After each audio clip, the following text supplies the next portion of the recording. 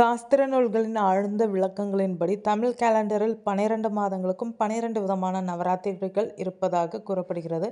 அவற்றில் ஆடி மாதத்தின் ஆஷாட நவராத்திரி, புரட்டாசி மாதத்தின் சாரதா நவராத்திரி, தை மாதத்தின் ஷியாமலா நவராத்திரி, பங்குனி மாதத்தின் வசந்த நவராத்திரி ஆகிய 4 நவராத்திரிகள் மிக சிறப்பு வாய்ந்த காலங்களாக ஆன்மீக பெரியவர்களால் போற்றப்படுகின்றனர். தை மாதத்தில் வரும் ஷியாமலா நவராத்திரி தெய்வ அருளை வீட்டிற்குள் வரவழைக்கும் தெய்வீக காலமாக கருதப்படுகிறது. இந்த 9 நாட்களிலும் இல்லத்தில் உள்ள அம்பாள் படங்களை மலர்களால் அலங்கரித்து மனமுருக வணங்குவது பெரும் புண்ணியத்தை அளிக்கும். குறிப்பாக செவ்வரளி, செண்பகம், மல்லிகை போன்ற வாசனை மிகும் மலர்களால் அலங்கரித்து இனிப்புகளை நைவேத்தியமாக படைத்தால் வாழ்வில் இனிய மாற்றங்கள் நிகழும் என்பதில் ஐயமில்லை.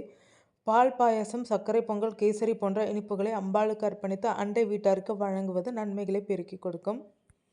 தை அமாவாசைக்கு பிறகு தொடங்கும் இந்த நவராத்திரி காலத்தில் வரும் சதுர்த்தி மகா சதுர்த்தி, வர சதுர்த்தி என அழைக்கப்பட்டு விசேஷ வழிபாடுகளுடன் கொண்டாடப்படுகிறது. இந்த நவராத்திரியில் வரும் பஞ்சமி திதி அற்புத சக்தி நிறைந்த நாளாக கருதப்படுகிறது. புத்தியில் தெளிவு, மனதில் தைரியம், வாழ்க்கையில் நம்பிக்கை ஆகியவற்றை ஏற்றி வைக்கும் தெய்வீக நாள் இது. செப்டம்பர், அக்டோபர் மாதங்களில் வரும் சாரதா நவராத்திரியின் 9ஆம் நாளில் சரஸ்வதி பூஜை கொண்டாடப்படுவது போல சரஸ்வதி தேவியை வழிபட உகந்த இன்னொரு தெய்வீக திருநாள் வசந்த பஞ்சமி, கருட பஞ்சமி, ரிஷி பஞ்சமி, வசந்த பஞ்சமி என பஞ்சமி திதிக்கு பல மகத்துவங்கள் உண்டு. ஆடி அமாவாசைக்கு பின் வரும் பஞ்சமி கருட பஞ்சமி, ஆவணி விநாயகர் சதுர்த்திக்கு அடுத்த நாள் வரும் பஞ்சமி ரிஷி பஞ்சமி, தை அமாவாசைக்கு பின் வரும் பஞ்சமி வசந்த பஞ்சமி என அழைக்கப்படுகிறது. வசந்த பஞ்சமி சரஸ்வதி தேவியின் அருளை எளிதில் பெற்றுத்தரும் மகத்தான நாளாக கருதப்படுகிறது.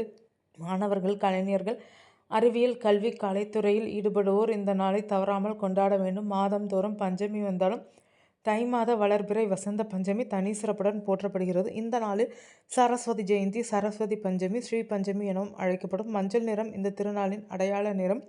ஞானம், ஆற்றல், செழிப்பு, தூய்மை ஆகியவற்றின் குறியீடாக மஞ்சள் விளங்குகிறது. மஞ்சள் நிறை உடையணிந்து கேசரி, லட்டு, அல்வா போன்ற மஞ்சள் நிற இனிப்புகளை நைவேத்தியமாக படைத்து சரஸ்வதியை மனமுருக வழிபட்டால் கல்வியில் வெற்றி, அறிவில் பிரகாசம், வாழ்க்கையில் உயர்வு கிடைக்கும் என்பது நம்பிக்கை.